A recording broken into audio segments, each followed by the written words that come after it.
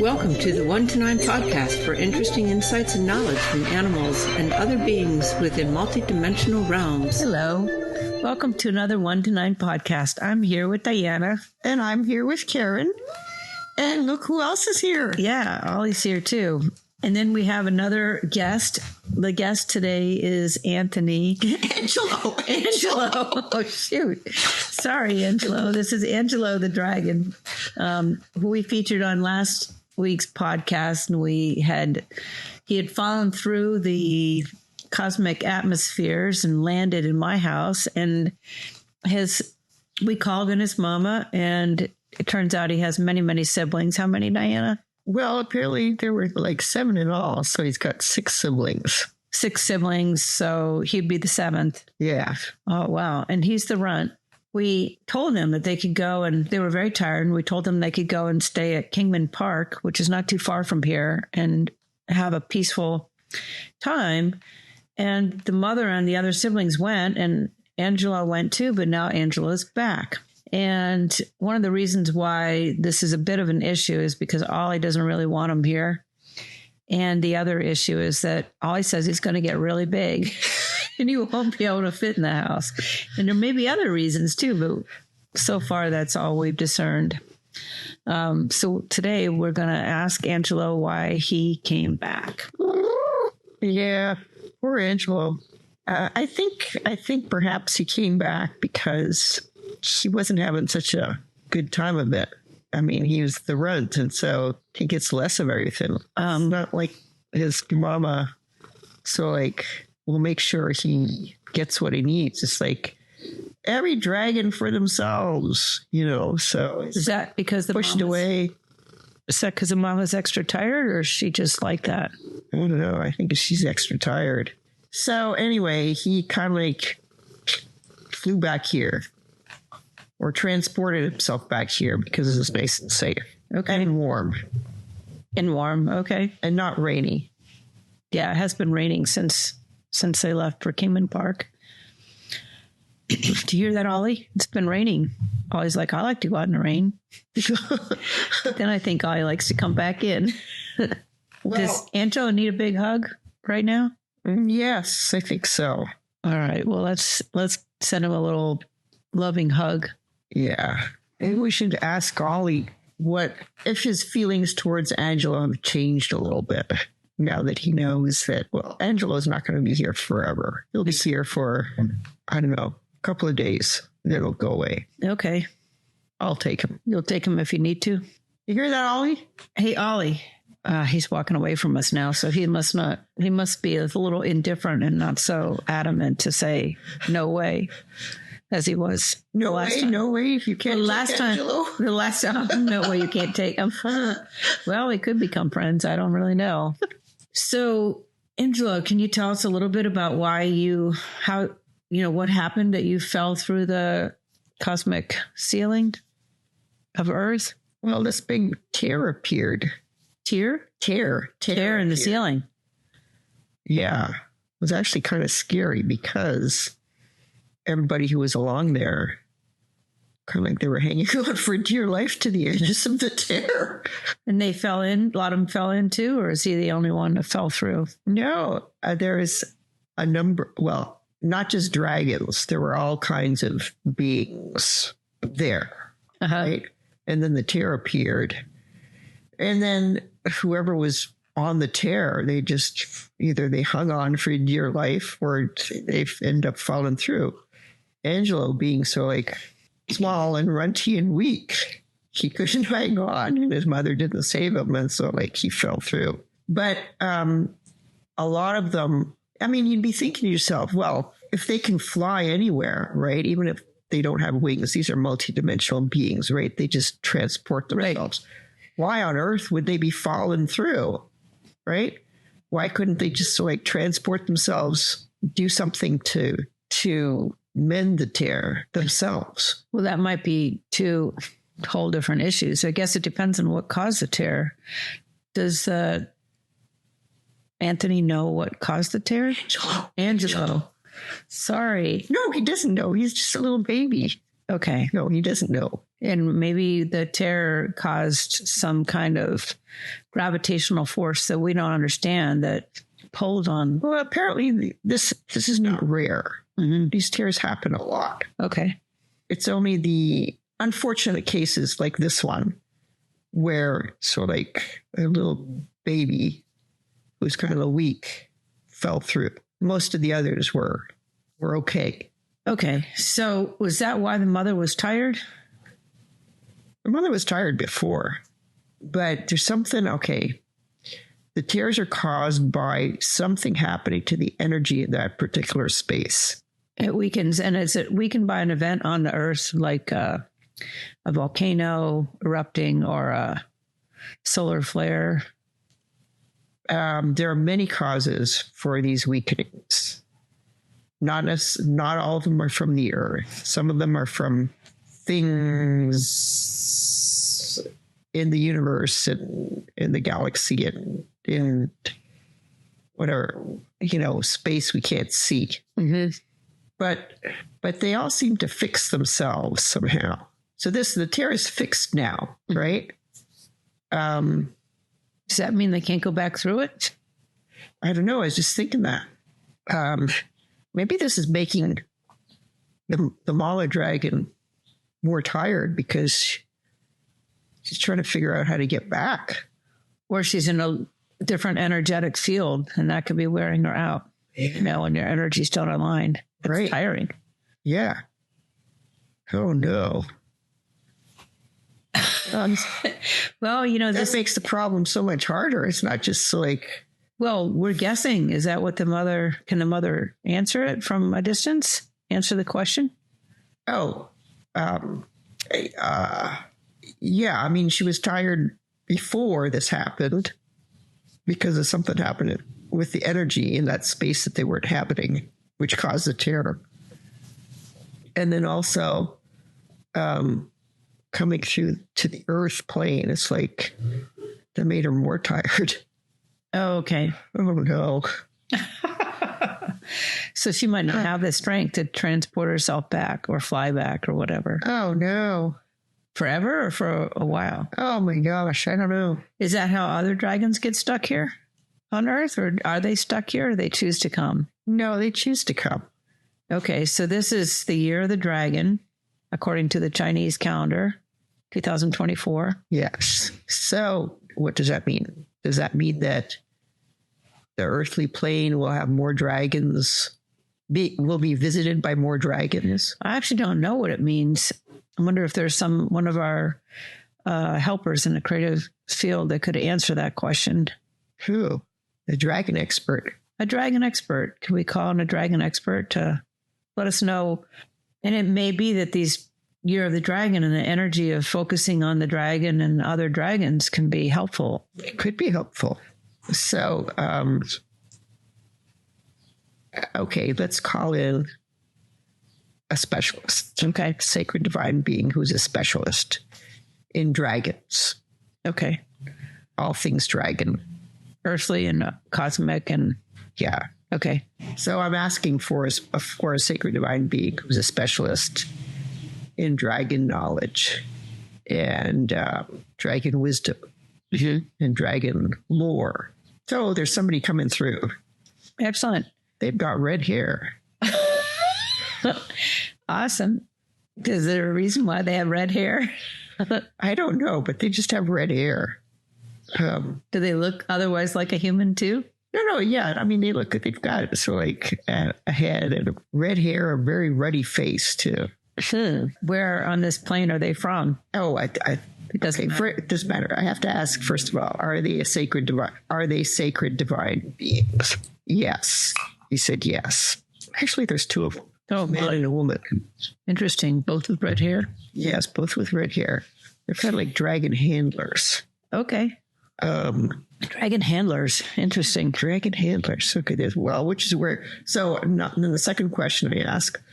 Where do you get your expertise from? So they're both saying, I have to ask the woman, are you a sacred divine being? Yes. So they're both sacred divine beings.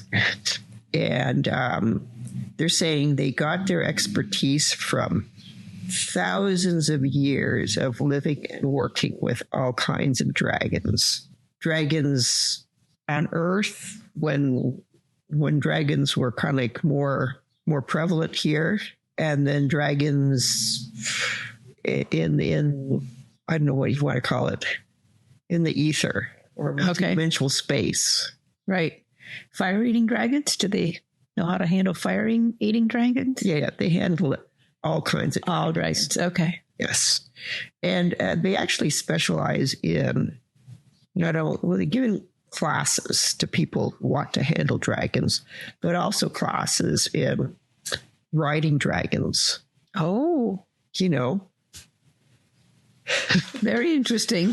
I know, isn't it? Yeah. Okay. So this is one of the things they love to do. They love to sort of like fly around on their companion dragons. Okay. How big are these dragons they fly around in? Oh, they're big. The wingspan is twice the size of your room here. Like 30 feet. Yeah. Amazing. I know. Okay, so it all depends also. The dragons can increase in size and decrease in size. Just like, well, handlers is a bad word for it because they're, I don't know why they call themselves handlers. Anyway, they work with dragons. They can also increase in size and decrease in size. They can get pretty small depending on where they want to fly into. So they can work on any size dragon. Yeah, and they can make it any size. They can make themselves any size. The dragons can make themselves any size too. Right. So these, maybe they call themselves dragon handlers because they can dragons to ride people around, and they can help dragons that are not well, and they can direct dragons that are right. So they're more like assistants. Oh, assistants to the dragons. Okay. Right. You know, giving aid. All right. And they'd be perfect for this case. Right. You know. Right. They can help the mother, and they can help, I'm not going to say his name because I always get it wrong. Angelo. They can help Angelo. Right. Yeah. Sorry, Angelo. It's really not. It's not about you. It's about me and names. So. Okay. So the specialists are here. Right. Okay. Awesome. Thank you for coming. Yes. Thank you very much. Now, and this is what we want you to do. There's a family of, there's a mother and 6 baby dragons off in a park. We've got the 7th baby dragon here. What we want you to do, and for some reason, the baby dragon fell through a tear in multidimensional space. And then we found the mama dragon and the siblings who came to get the runt that had fallen through. But it turns out, for whatever reasons, they're like exhausted. They're lacking energy. Their energy levels have changed somehow because they've been on the earthly plane. And they need to get back to where they were. So, yeah, they're saying, yes, this is perfect for us. We can handle this. Maybe that's why they're called handlers, because they're always saying, we can handle this. Right. Instead of saying, we can assist us, that's not a good thing to say. No, there's no fun in that. No, right. Now, they come equipped with everything. Okay. Right. What kind of gear do you need to help dragons? Well, in this case, right. A bassinet for Angelo. You know, the first thing is because their energy is so low, I guess they're always carrying around this potion. Specific to dragons. Yeah. So I don't want to reach out and take a sip, do I? Not unless you want to start breathing fire. I come in handy. No, they wouldn't let you do that. Because, all right. Yeah, that would not be good for you. Okay, thank you for looking out for me. So what they're going to do is they're not going to be bringing back the mother and the siblings here. They're going to go over to Kingman Park, and they're going to with their energy potion, administer to them over there. And then they're going to come back here. Oh, well, okay. Before they leave for Kingman Park, they're going to give Angelo some of the energy potion, which theoretically, hopefully, it will kind of like revive him a little bit. And he probably needs more because he's the runt. So they're making sure he gets enough. Okay. And then they're going off to Kingman Park to deal with the rest, with the mama and other siblings. So this energy potion, will Angelo remain a runt, or will this speed up his development? Oh, well, he could remain smaller, but at least he will have enough energy to deal with his runtness. I think we just made up a new word there. I think so too. Interesting. Okay. Okay, so they're going to be doing that. Now we can sort of like segue off into some other topic, dragon related, because they need time to do their work. Okay. Okay, so let's see. So this. Oh, we can go back to the year of the dragon. Yeah, that's what I was going to say. Let's talk about the year of the dragon. What does that mean for dragons everywhere and for the earth? And is there any advice that we should be heeding this year that's different from other years? Okay. Well, what do dragons symbolize? They symbolize power, energy, transformation. Really? Transformation? Who are you asking right now? The dragons. Oh, the dragons themselves. Okay. Yeah. And, I mean, they're just sort of like same qualities that they have themselves. But what about magic? Do they have it? Oh, yeah, magic. Mm-hmm. I mean, they can be gentle too. Are they generally kind, or are they sometimes fierce? Or it's a fierce kind. I mean, because there's so many of them, they've got so many diverse qualities. So some are not. Some of them breathe fire. Some of them don't. But they've got several things in common. They do fly around. Okay. All of them can fly. And all of them can kind of like grow in size and decrease in size. They're also there for like key moments somehow. It's like they're not magnets, but they're, what's the word for it? Catalysts. Yes. Alchemist, Catalysts for change. A catalyst for change. So can we have an example of a key moment? Oh. And can we call them in to create a key moment, or they just know? Oh, okay. Well, because when you say we, who's we? Human beings? Human beings. We always want to know what's in it for us. Yeah, but we can't necessarily identify key moments. Like key moments will be arranged by forces outside of us. Okay. Right. And so whatever the universe or, your guides or whatever is supposed to be happening to you, there could be key moments which have been identified, not by you, right? Mm-hmm. But dragons can be catalysts for those moments, or they can also be not omen. Do omens tell you when the moments are happening? Yeah, mm-hmm. It's a sign. Yeah. So they can let you know. They can give you a hint. Right. That something's about to happen. Yeah, exactly. So you want some kind of example of this. I don't know. This happens all the time, they're saying. They're not giving me any examples because they happen all the time.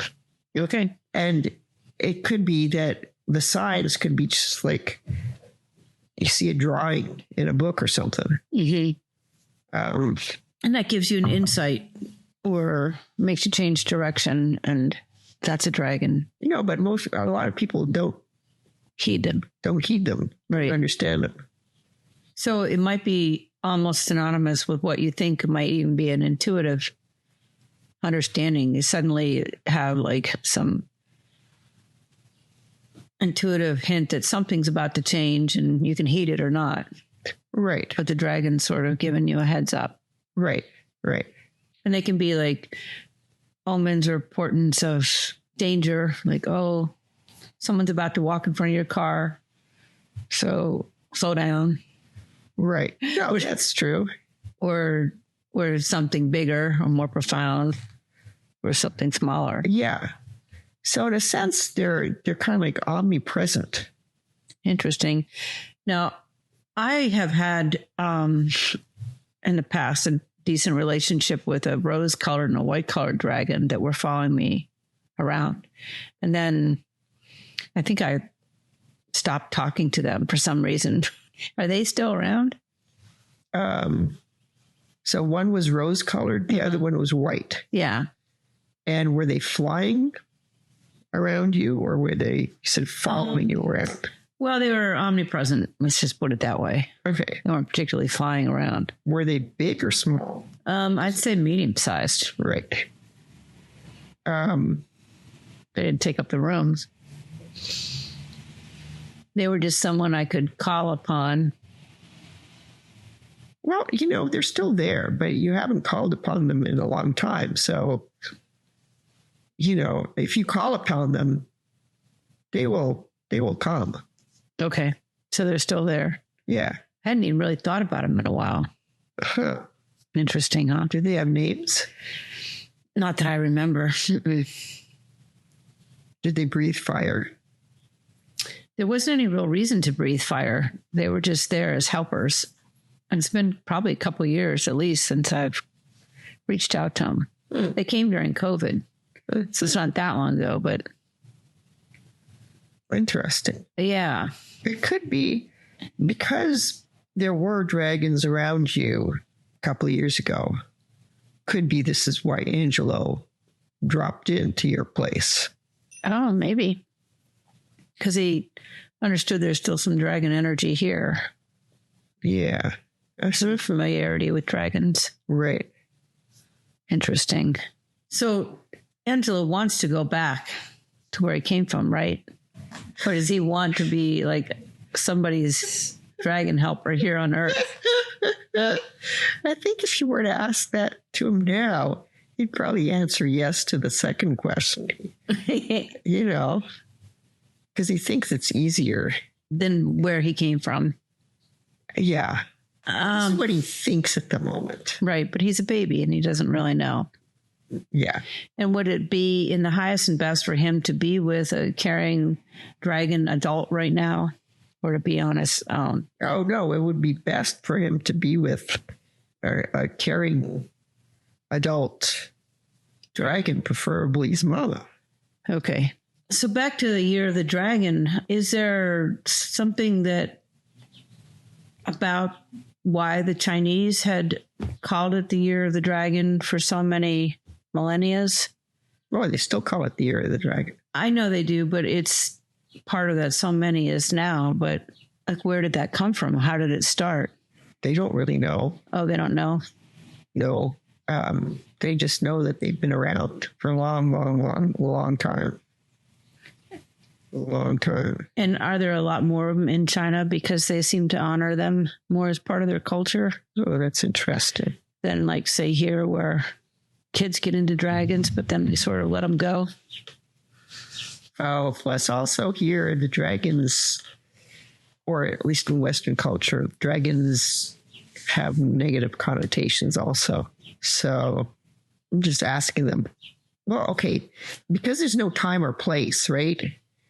They don't think of it in terms of geography, So any dragons in China are also kind of like present here too. Okay. Yeah. Are there millions of dragons or trillions of dragons or thousands of them? It's kind of like the fairies or the gnomes, right? they're omnipresent and they're everywhere. So they have not bothered to count themselves. They don't take censuses. Okay. All right. There's lots of them. So there could be millions of them, billions. What is the ideal habitat for a dragon? Oh, well, depends what they like doing. So they are different types. So some like tropical climates, some like clouds, some like Chinese climates. Yeah. They kind of like, well, you could just as well ask, what do they do all day? Because they have to find something to do. Mm-hmm. So they just go traveling around. A lot of them just go traveling around. And is that because people don't ask them to do anything? Are they here as helpers? And if we ask them to do more, they would? Yes, they're saying yes. Okay. A lot of people are afraid of them. Oh, interesting. Well, and they as opposed to fairies and gnomes, which have like long histories of legends of them living with people and helping people, I don't think dragons have that. No, they have a little bit of both. I mean, there's good dragons in our lore, but a lot of them are definitely sinister and fire breathing and right. Yeah. And they're saying also that they weren't always sort of like dragons now as being righteous and honest and kind of like powerful, but in a good way, right? And at one time they were not that. Oh, so that's where that comes from. So there is some lore that's got some based on some truth. Right.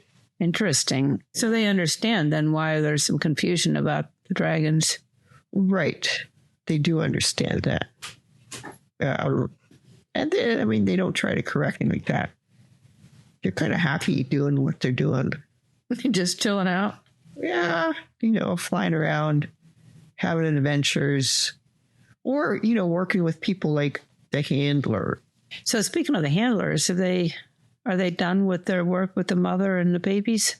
Okay. So they've re-energized the mama and the babies, and they're helping them go back to whatever multidimensional space they had come from. Right now? Yes, right now. Well, what about Angelo? Well, okay, they're saying that he still needs some time in our time, like a couple of days, to get his energy fully back so he can actually join them. And he'll be able to find them? Yes. And the handlers will stay with him until that happens? They'll make that. They not necessarily will with him like 24 hours a day, but they're going to keep an eye on. All right. And make sure he gets enough energy potion and whatever. So he'll be made stronger. Awesome. That's perfect.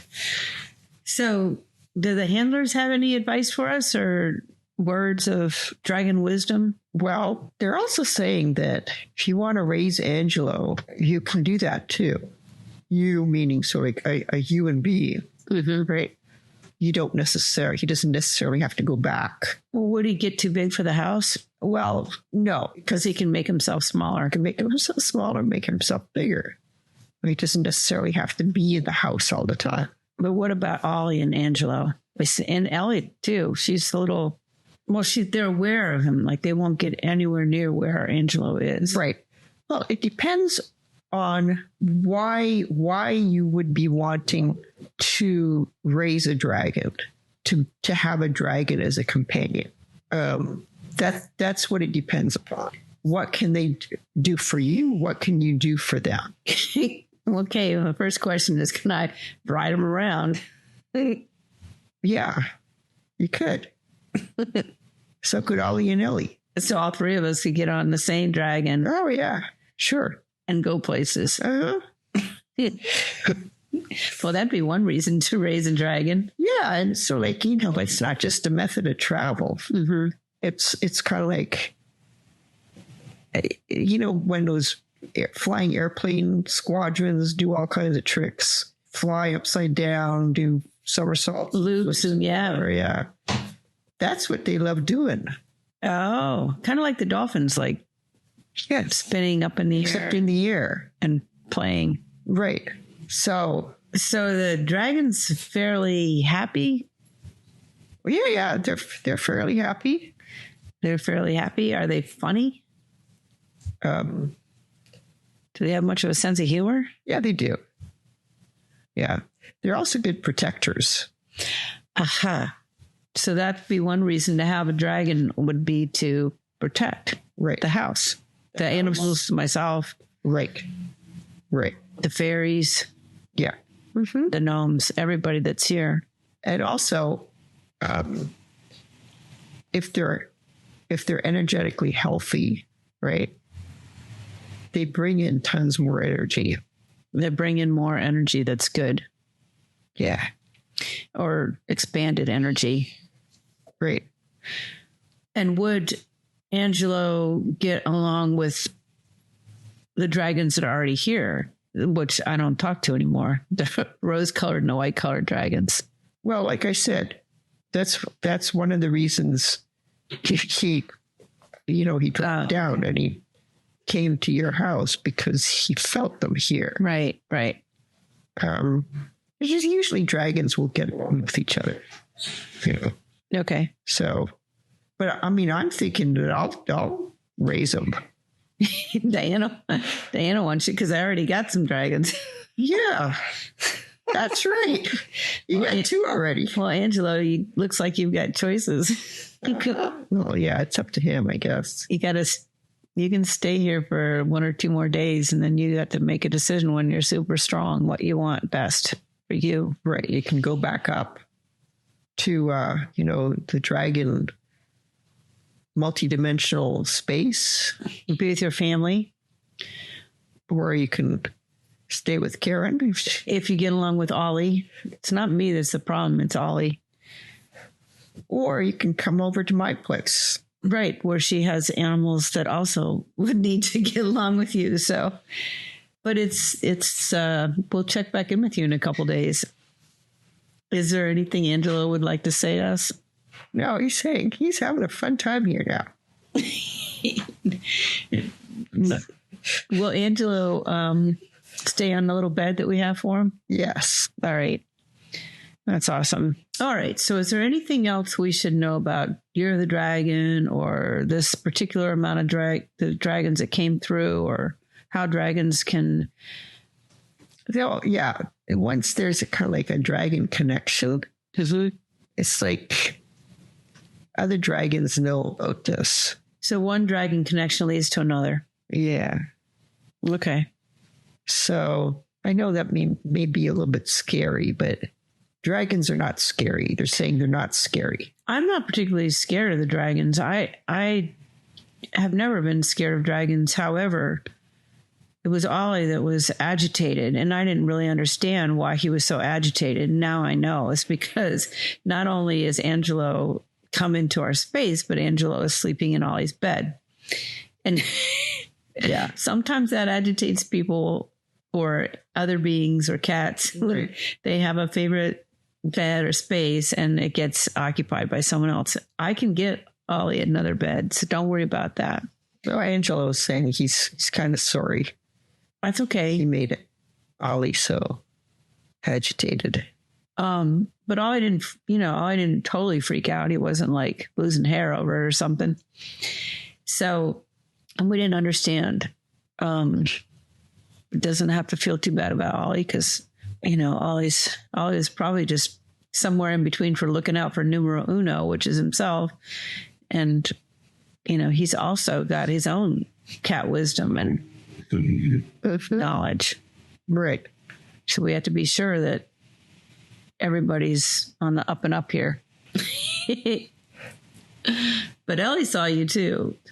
And I have to say, it was very cute last night when Ollie and Ellie were cuddling together, because they didn't want to get into your bed, and they didn't like the other bed I had for them.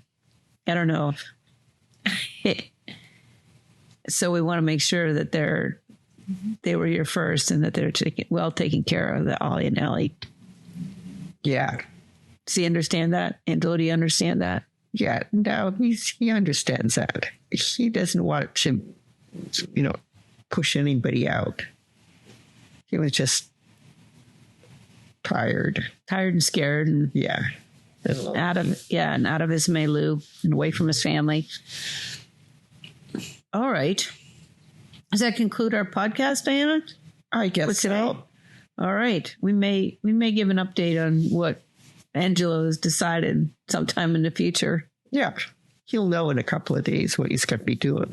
All right. Much gratitude to all the dragons who showed up, and the handlers, and to Angelo, and to my cats, and to Diana, and Karin. Wondered if you were going to say that. All right. Thank you. Bye. Bye. That's all for this episode of the 1 to 9 podcast. Thank you for listening, and please sign up for our newsletter at 1to9podcast.com.